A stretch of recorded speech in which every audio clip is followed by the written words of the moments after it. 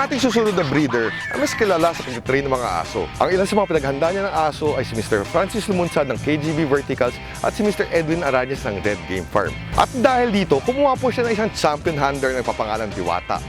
Teka, medyo gumugulo at mahaba ating usapan.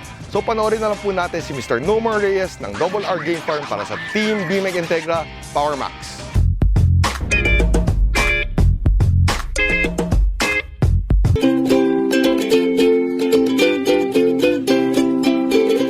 Magandang araw sa buong Pilipinas. Ako po si Nomar Reyes, may-ari ng Double R Game Farm. Nag-umpisa akong mag-alaga ng manok, pangakuan namin ng Red Farm sa akin. Kasi nagturo ako ng aso niya, tuwing magbabayad siya, ayaw kong tanggapin ang pera niya. Sabi niya, pumunta ka sa farm, binigyan agad ako niya ng trayo. Doon nagsimula ang aking pagpapalahi ng manok. Halos lahat ng meron siyang materyales na binigay sa akin. 5K, Golden Boy, white niya, bulik, and then itong last, Sweater Raptor. Unang bandid namin, National Barkadahan. Nag-champion kami. Pero ang entry, Mr. Suave, na ginamit ni Vice Governor Imperial at Obed Medrano. Nagtuloy-tuloy na ang aming breeding hanggang sa solo ko na ngayon ng Double R. Noong last tigmaan, ginamit ang manok ko ng Princess Sopra. Nakachamba na naman.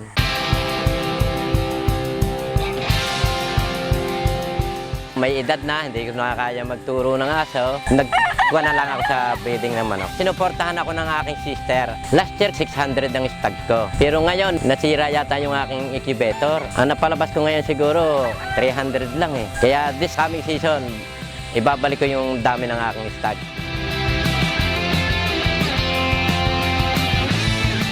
Talagang araw-araw nandito ako. Kasi yun lang naman talaga ang trabaho ko. Kaya tinututukan ko na. Nag-start ako, talagang bimig na ako. Hindi na ako gumamit ng ibang patuka. Bimig agad. Kaya lahat ng mga kaibigan kong farm, kung ano yung patuka ko, yun na rin ang ginamit nila. Lahat sila halos dito sa paligid kong farm, puro bimig. Mula nang gamitin ko maganda eh.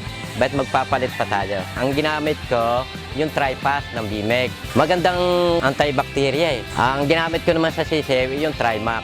May pansanggagan sila sa bakterya. Pangalan pa lang, siya na eh. Kaya tinuloy-tuloy ko na yung feather siya. Pag sa larangan ng sabong, magtatagpo-tagpo kung ano yung mga dating kinahihiligan eh. Pag sa manok, marami kang makakaibigan. Basta ayos lang ang pag-aalaga mo, pag-handle mo ng farm. Maganda yung balik ng pagod. Lalo na pag ubos ang manok mo, madaling mabenta. Wala ang pagod. Pinakikilala ko yung aking handler, si Arnel Diwata Alonte, 2017. Digmaan champion. Nung ako'y dumating kay Kwan, kay Richard Bates, saka kay Colonel Cathy Katigbak, yung unang salang ko sa entry ay pinangalanan nila na Diwata ng Tipakan. Medyo sinuwerte, lahat ng entry ko, Diwata ng Tipakan, basta may Diwata, hanggang sa na Diwata ng tawag sa akin.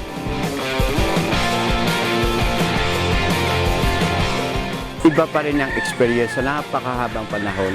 Doon ko talaga napulot. Tama at maayos na pagpapagalaw ng manok. Sa simula pa lang wala kang mali.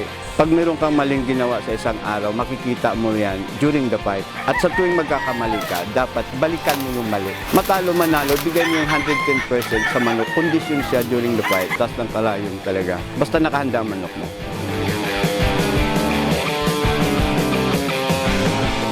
Kung ano man napagkasanayan ninyong patuka, tulad sa amin, bimig ang ginagamit namin, wag na wag mong baguhin yun. Kung saan ka gamay, kami ay gamay sa bimig, doon kami.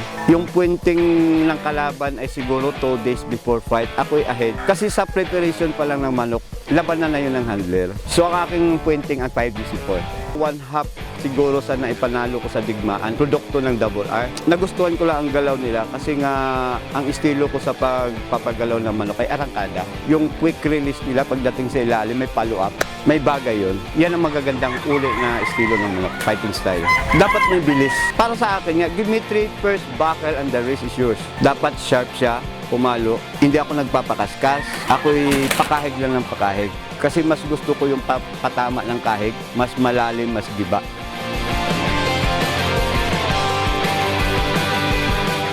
Gusto ko sana mag back to back. ng digmaan. Ang sabi nga ni Sir Manny sa akin, 11 stag lang daw yung digmaan. Pero kasaysayan ng Pilipinas na 13 wins kami, ako. Kasi nga doon kami nag-elimination sa 5 stag. So dumiritso kami hanggang sa dulo, 13 wins. Hindi 11 wins, hindi 12 wins.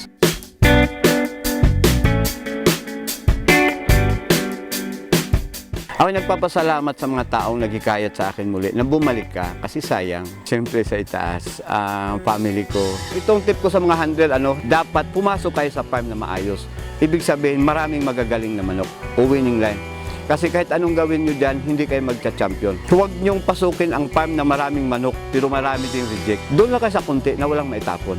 Nagpapasalamat ako kay Sir Benny sa suporta niya dito sa Double R Game Farm.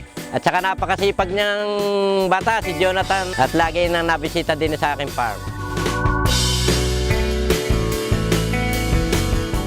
Number 1 talaga, magsimula ka sa tama sa pagbe-breeding ng manok. Humanap kayo ng breeder na talagang maayos ang materyales at doon kayo kumuha.